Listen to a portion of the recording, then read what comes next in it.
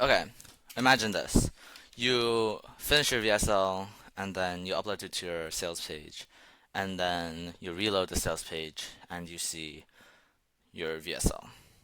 But something's off. The thumbnail. The thumbnail is something that's commonly used with YouTube videos or other social media platforms.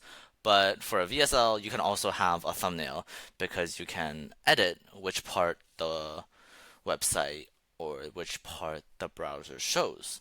So, why do most people have a thumbnail for their VSL? Let's look at Ali Abdal, for example. This is his part-time YouTuber Academy, PTYA, and he has a very nice thumbnail with him holding his two play buttons, a little title here, and it's very clean.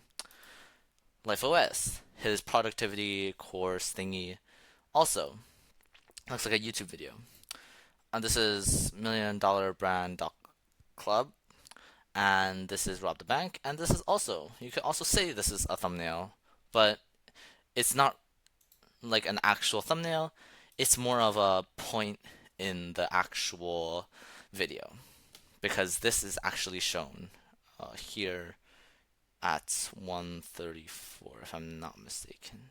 No, it's actually shown somewhere here. It's in the video here, as you can see. So, why do you want a thumbnail? Because it looks good, right? But the problem is, it's not a YouTube video. A YouTube video would have a thumbnail because you're trying to stand out from all of the other thumbnails and all of the other YouTube videos on the platform. If let's say some guy, he sees your Instagram there, and then he clicks onto it and he clicks into your website, that means he's already interested. You're not competing with anyone to watch this video. When people click on your website and they see this, they just click play and they won't really care about the thumbnail. But better safe than sorry, right? Why not have a good thumbnail? But the problem is a good thumbnail takes away from the actual content. So if I watch this, the first thing I think is, oh, it's a YouTube video because it looks like a YouTube video, right? So that's why Ali Abdal, who is a very big YouTuber and is known for his YouTube, probably has a thumbnail. He's treating this like a YouTube video, and so is his VSL, which isn't really a good thing. And I'm also not telling you that a thumbnail isn't necessary. If if people click onto your website and then they see the video and they see it's a blurry image of you and it's like a transition and it's like really ugly, then they'll probably think you're unprofessional. So, how do you strike the balance between doing too much and taking away from the content, or actually making it look ugly and unprofessional?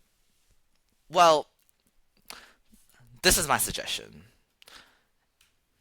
Because, let's look at here. This isn't a good, quote unquote, good thumbnail, right? The color contrast isn't that great. It's good, it's like a good title and stuff like that. But it's a point in the video. And what that does is that if it's a point in the video and it's not a photo, that means it's part of the actual content. So when people are focusing on that, they're not focusing on something that isn't your VSL. It's still part of the VSL, if you know what I mean. So this way, when people look, first of all, it looks professional enough because, as you can tell, it looks good. And second of all, it's not like they'll be focusing on something other than the VSL. They'll be focusing on the thumbnail, but the thumbnail is part of the content. So that means they're also focusing on the content. That might seem really complicated, but long story short, you should learn from $1,000,000brand.club and Rob the Bank that you should take a point in the video, a point of your preference, like this, and put it as your thumbnail, quote unquote thumbnail. Don't. And how do you pick this? It's really easy. First of all, big words, that's a given. You should also have captions. Second of all, nothing too blurry. And third of all, if you really need to, you can just take a point in the video, use it as a photo, and then add the caption and add like big captions like this. If you have a small captions, then that's not really that great. But if you have editing like this, if you have editing like this, you don't really need to edit anything.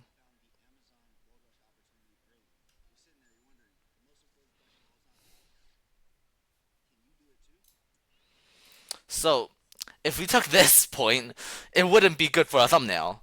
But if we took this point, of course, it would be an amazing thumbnail, which is the actually no, bigger gold rush. This is the actual thumbnail, and that's good. That's a good thumbnail. And when people look at this, they'll see, oh, bigger gold rush. And then when they look through the video, they'll see that, which doesn't take away. Problem with Ali's is that this point never happens in the actual. This thumbnail is designed for people to click on it, but since you're already on the sales page, you already expect to click on it.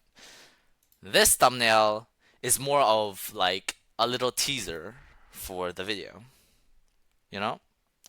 And that's how you choose a thumbnail for your VSL. I'm sorry if this was a little bit ranty, but long story short, having a custom made thumbnail like this takes away from the attention of the actual content.